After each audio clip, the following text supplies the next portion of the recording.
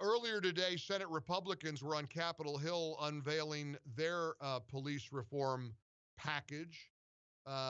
Senator Lindsey Graham had a pretty interesting observation about Democrats and police reform. Since this has become, in many circles, a right-left thing, Senator Graham has a pretty interesting question, a compelling question. Where were Democrats on police reform? To my colleagues on the other side who said, we talk too much, we don't need to listen anymore, where were you for the 8 years of the Obama administration? I'm getting a little tired of being lectured to by my Democratic colleagues that all this is Trump's fault. You had 8 years under President Obama, the Justice and Policing Act, none of it was taken up virtually. So let's knock that off. You're making no points with me, trying to suggest that we're bad and y'all are not when it comes to this issue. You had 8 years. No attempts to ban chokeholds, no attempts to do any of the things that we all agree we need to do now. So if you want to fight about that, let's fight. If you want to admit that the country needs to move on together, let's do it. And I really, really hope Americans embrace that position. We ought to work together as Americans and move ahead as Americans instead of this back and forth and this fighting and this bickering. I sit here and I take phone calls every day from Americans, hours a day. I look at text messages that I receive. I read emails. I take your calls.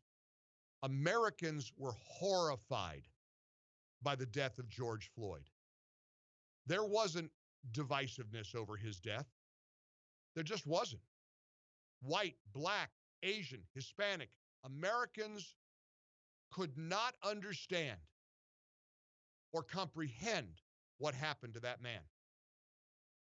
Now, I understand there's the counter arguments and his history.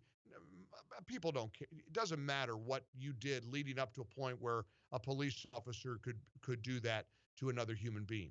And as I pointed out, as other police officers stood around and did nothing to intervene.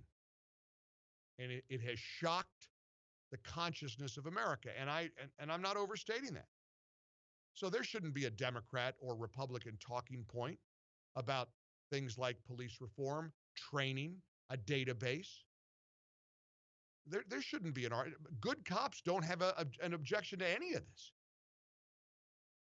The only police officers that probably don't want reform are police officers that somehow could even dream of doing what that guy in Minneapolis did.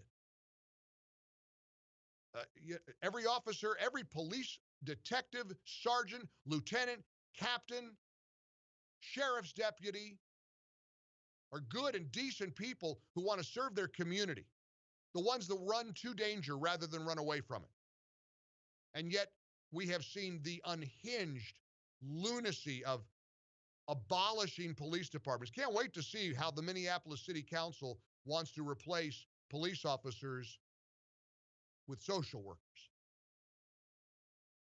But when we talk about a need for police reform, look at a conservative Republican senator like Tim Scott, who's pointed out what it feels like to be stopped for driving while black.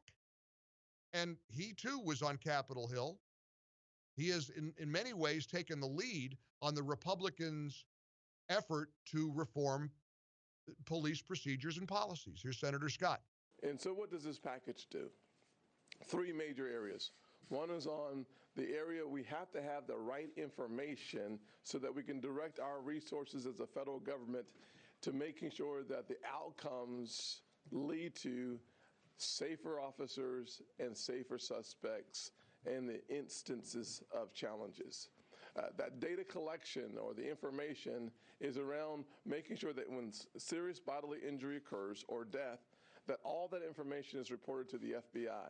Today, only 40% of the departments report that information to the FBI. We want all that information because when we hear about the Breonna Taylor case in Louisville, Kentucky, we don't have any information around no-knock warrants. So for us to start a conversation with banning no-knocks doesn't sound like a solid position based on any data because we don't have that data. Once we have the information, we can then turn to the training that is necessary to de-escalate situations, the duty to intervene, not standing there watching an officer with his knee on the neck, but intervening in those situations.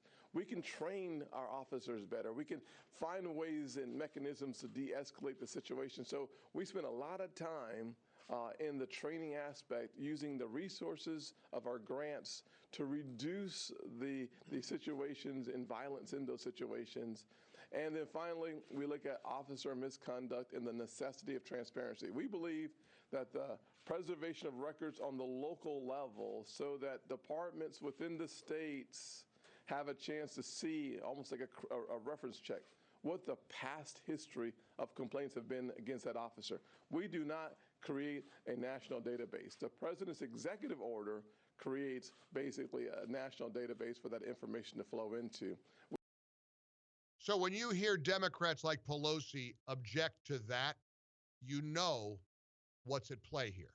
It's only about trying to prevent the law and order side of the equation to win on November the 3rd. It's political.